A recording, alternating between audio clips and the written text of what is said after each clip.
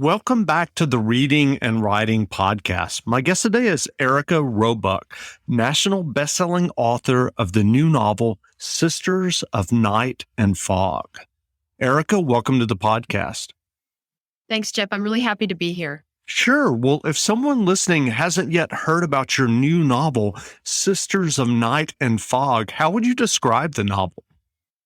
I describe it as the true story of two remarkable women in World War II, an American teacher who joins an Allied pilot escape network with her French husband, and a Franco-British widow and mother who becomes a secret agent to avenge her husband's death. And their deeds in the resistance come together in a staggering halt at Ravensbrück concentration camp, where the true depths of their courage and strength are revealed. And do you remember the original idea or impetus that led you to write Sisters of Night and Fog?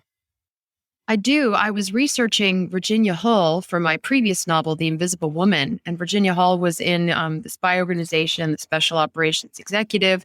And then she was in the U.S. counterpart, the Office of Strategic Services. And so in all the research of that, the other women and men who were in her networks, both American and British and French, really started to captivate my attention. And two of the women in particular really rose up to the top. I'd been focused on the American, Virginia d'Albert Lake, but then another woman, Violet Jabo, also came into the picture. And so can you take us back? What was your initial writing journey that led you to writing and getting your first novel published? Sure. I've been writing my whole life. I wrote my first play when I was 7 years old. I wrote poems and songs and angsty novels all throughout school. And when I was in college, I majored in education, but I minored in literature because to me, the two are always working together.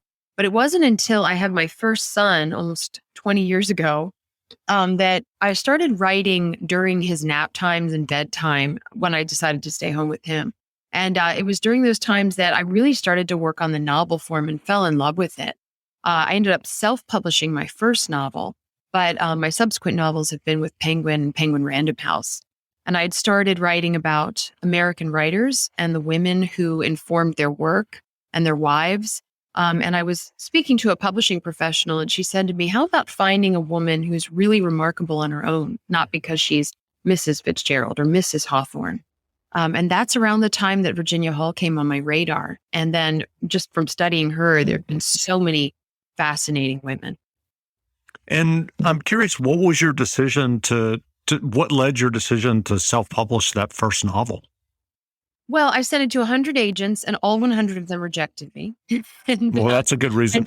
Well, it's not actually a good reason. It's probably something I should learn from. But I did use it as a learning experience. And occasionally in those rejections, there would be a little note scribbled with some feedback as to why. And I really took those as jewels and nuggets of wisdom.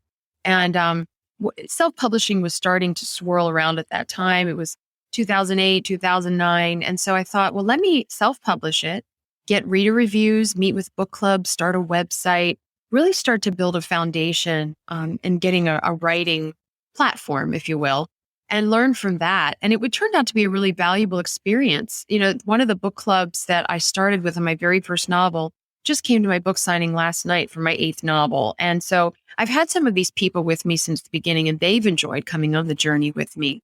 They're really a big part of it. And then sometimes I have another book that's self-published, and it really is very much off-brand. I usually write historical fiction. Mm-hmm. And this other book is satire about sports parents. So it didn't really make sense to publish it as Erika Robuck, historical fiction author. So that's kind of more of an exorcism than anything else. But yeah. Sure. Well, what is your research process when you're planning and thinking about a new historical novel? I'm very open to the mystical inspiration that happens. I've always been very sensitive to place. And so when I visit a historic home or something like that, very often I feel the past very deeply. And I think that's because I grew up in Annapolis, where the past is very much alive around us. So it always feels like you're walking through a novel from the 1700s. But for me, I go to places and then I feel like the subjects who really want me to write about them start to speak to me in different ways, and they start to pop up on my radar. And the ones that really start to come more and more, they almost a calling or an urge to follow their stories. is how it always goes. Once I commit to that, then I really dig into any biography, nonfiction written about the subject. I seek out archival material. Then I try to find material that the subject, him or herself, wrote. So the letters of Ernest Hemingway at the JFK Museum, or visiting Millay's house at Steepletop in New York, or Virginia Hall's niece still lives in Baltimore. So that's the part where things get really personal, when I can meet with family members or friends who knew my subjects. So along the way, what starts as an outline or a black and white sketch gets really, really colored in. And then by the time I write, I know these people inside and out. So I feel like I can tell their stories. Hey, this is Jeff from the Reading and Writing Podcast. Do you know what I love when I'm reading a great new book? A cup of tea. It's such a fun ritual. Settling down with a cup of tea and a new novel that I'm excited to read. Why not treat yourself to a cup of Plum Deluxe teas? Every loose leaf tea is hand blended, fresh, using only the best ingredients. From bold black teas to relaxing herbal blends, incredible dessert teas, or fun floral flavors, there's a delicious tea waiting for you. And I'm not making this up. They have a flavor of tea called Reading Nook Blend Black Tea. It's a tea that pairs perfectly with reading, writing, and relaxing. Plum Deluxe is a family-owned business, and they have one of the best selections of delicious, flavorful herbal teas as well as bold black tea flavors.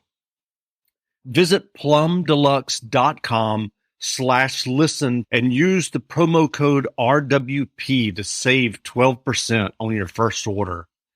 Tea also makes a great gift. That's plumdeluxe.com/listen and use the promo code RWP. There's nothing better than enjoying a great cup of tea with a good book.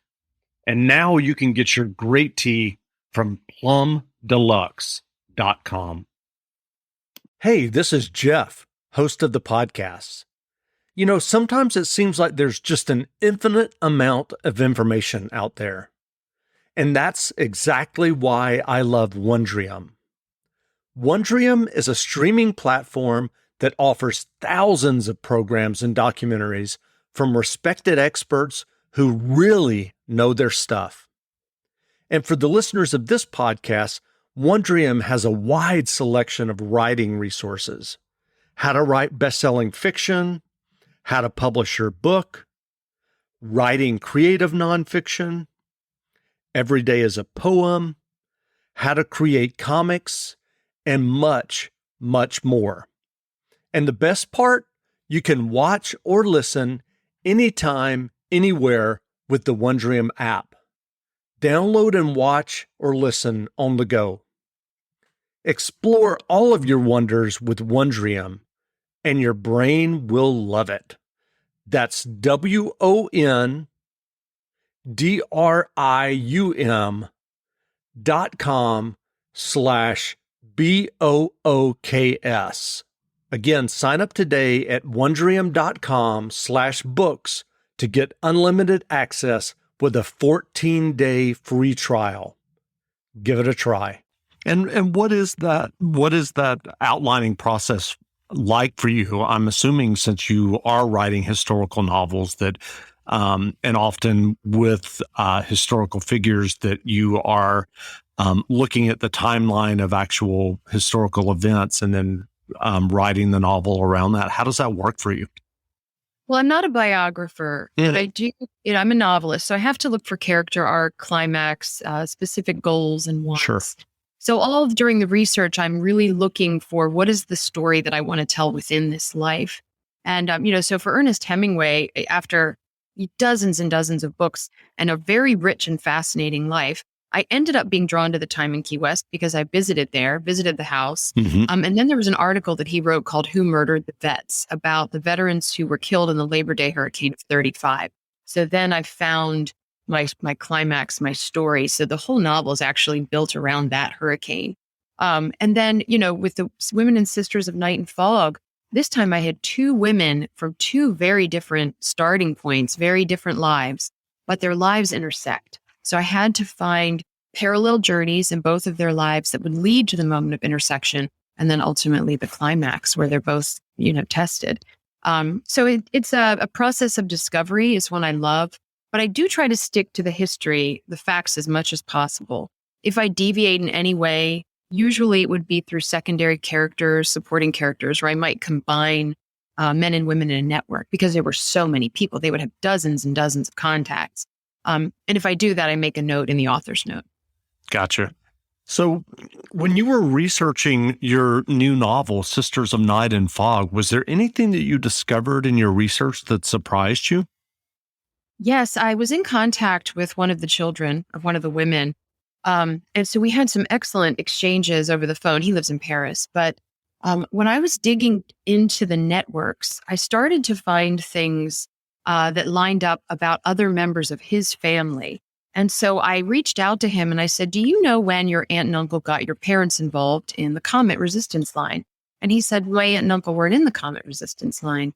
And so had to tell him, yes, they were, and they got your parents involved, it was shocking for him. I think he kind of paused and thought, well, I probably need to go call my cousin. But, it's just, you find things like that family members who haven't been in the weeds of the research don't know. So that was interesting. It was a very interesting moment.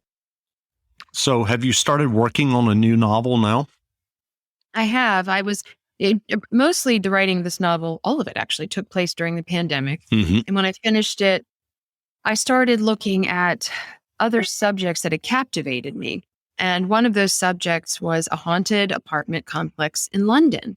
But the deeper I got into researching it, I was spending so much time with the occult and with drug use. There were really dark subject matters, and I did not want to immerse myself in that during such a dark time, in the world. Mm-hmm. So I pivoted and I started seeking what is true and beautiful and interesting. And I'm always very captivated by the relationship between science and faith, especially nowadays with all the different things we have going on in the world. And actually what captivated me is a controversial artifact / relic and a beautiful, dreamy sensory experience of setting and food. And what I'm crafting around it is a multi-generational story of love and betrayal through one family and this artifact that I can't quite name. Sure. That sounds fun.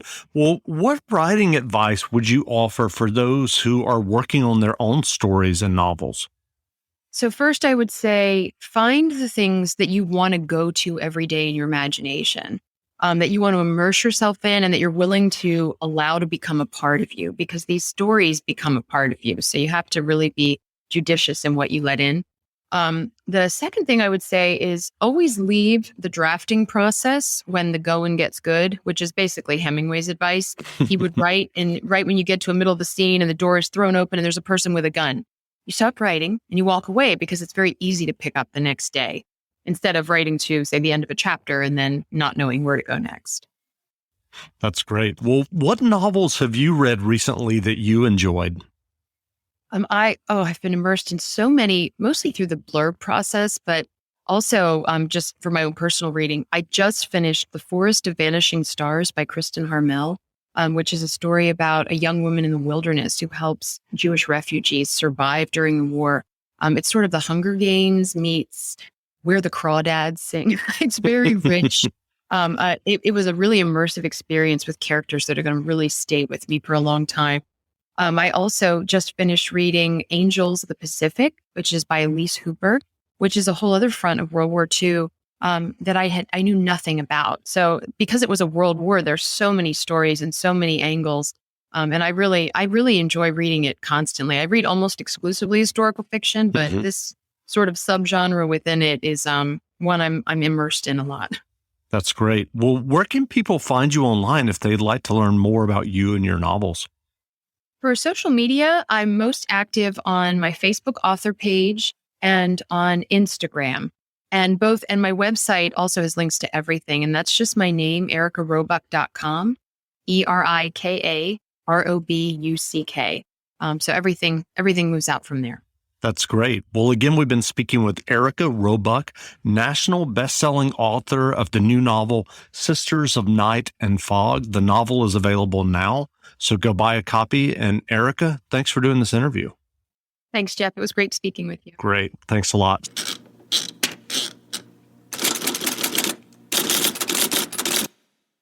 Target has Laundry Day covered because they offer a great selection of concentrated Tide Pods to help with all your laundry needs. Tide Pods clean, freshen, and help rejuvenate your clothes with odor fighters and stain removers. Did you know Tide Pods clean better than the leading liquid bargain detergent? Tide Pods are powerful enough to make your whites white and your brights bright, even in cold water. Just toss in 1 Tide Pod for small loads, 2 for medium, 3 for large. It's that easy. For great value and convenient pickup options, get Tide Pods today at Target.